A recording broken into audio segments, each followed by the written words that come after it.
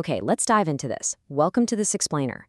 Today, we're zooming in on one very specific, fateful date, October 8th, 1871.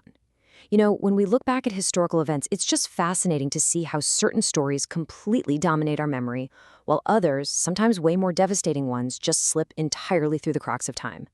Today, we're unpacking exactly that kind of story, the Peshtigo Fire. This wasn't just a bad fire. It is literally the deadliest wildfire in American history. And yet, I'd bet Peshtigo isn't a name most people recognize right off the bat. Now, what's really interesting about this slide is this immense cognitive dissonance in how we remember history. On one hand, you have the Great Chicago Fire. That event captured headlines all across the nation on that exact same night. It's legendary, right? Books, movies, Mrs. O'Leary's cow. It is cemented in our cultural consciousness. But unfolding just a few hundred miles away in northeastern Wisconsin, on that very same night, was an event that was overshadowed entirely by Chicago. Yet the data shows it was actually even deadlier. So how does a tragedy of this massive scale get completely eclipsed? Well, to figure that out, we have to understand the environment where this nightmare took place. And that brings us to the setting. Picture this, the small logging town of Peshtigo, nestled deeply within northeastern Wisconsin, entirely surrounded by incredibly dense forests. And this wasn't just a town near the woods. Its entire existence and economy were deeply intertwined with timber. Now layer a severe environmental crisis on top of that. For weeks, this entire region had been suffering from an extreme drought. We are talking about trees that were bone dry and river levels that were exceptionally low. Plus, because it was an active logging town, the land all around the community was absolutely covered with wood debris, the leftover slash and branches from the logging operations.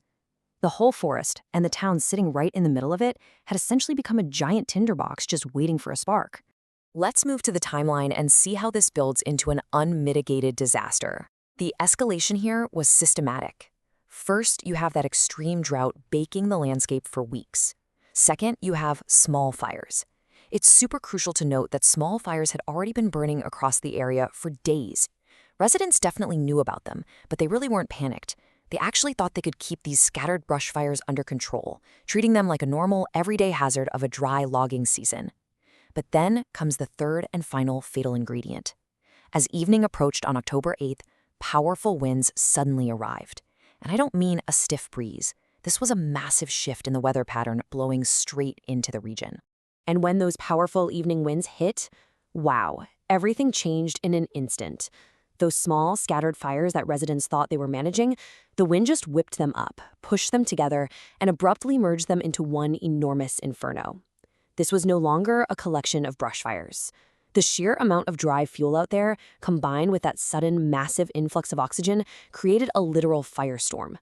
It was a terrifying phenomenon, a self-sustaining weather system of pure fire, completely unlike anything the people of Peshtigo had ever witnessed in their lifetimes. The situation went from a manageable nuisance to an apocalyptic threat in a matter of moments.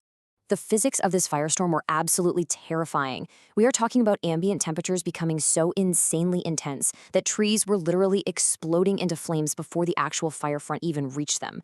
Just imagine that level of radiant heat. And driving it all were winds that had grown to be stronger than a hurricane. These violent, swirling drafts picked up burning branches and glowing debris, carrying them through the air like incendiary missiles. These flying embers were raining down, igniting homes, barns, and entire neighborhoods within seconds. Basically, everything the wind touched caught fire almost instantly. And this brilliantly illustrates the sheer, inescapable momentum of the blaze. You couldn't just walk away from this. You couldn't outpace it. The fire actually moved faster than a person could run. That relentless speed meant that traditional means of evacuation were totally useless right out of the gate. The residents of Peshtigo and the surrounding areas found themselves trapped by a wall of fire rapidly closing in from all sides, devouring everything at an impossible speed. Faced with this terrifying, fast-moving inferno, the human element of this tragedy becomes so heart-wrenching. Families had only seconds to react. In a desperate bid to survive, many fled straight toward the Peshtigo River, clinging to the belief that the water would protect them. People waded in, standing waist-deep in the freezing river for hours, all while fiery, hurricane-force winds swept directly overhead, literally sucking the oxygen right out of the air. Others who couldn't make it to the river sought shelter in any hole they could find, climbing down inside deep drinking wells. Some tried to hide in large open fields, hoping to escape the fuel of the forest. But the extreme heat was merciless, consuming nearly everything and everyone, regardless of where they tried to hide. The scale of devastation that occurred in just that single night is staggering. Entire towns literally disappeared from the face of the earth. Massive railroad bridges, built of heavy timber and iron, just collapsed under the intense heat. The very core pillars of the community, the churches, schools, and bustling businesses, were completely burned to the ground. Out in the countryside, livestock perished by the thousands, unable to escape the fast-moving flames. And all around, vast stretches of dense, beautiful, old-growth forests were instantly reduced to nothing but gray ash. When that long, terrifying night finally ended and daylight broke over the Wisconsin landscape, the destruction was almost impossible to comprehend. The deafening roar of the firestorm had been replaced by an eerie, heavy silence. The thriving logging community, the dense green canopy of the forest, the homes, the infrastructure, it was all gone. There was absolutely nothing left but a charred, smoking wasteland as far as the eye could see. The survivors emerging from the river and the wells were stepping into a world that had been completely erased overnight. Let's look at the sheer numbers of this aftermath, beginning with this staggering figure, 1.2 million. More than 1.2 million acres of land had burned in this singular event.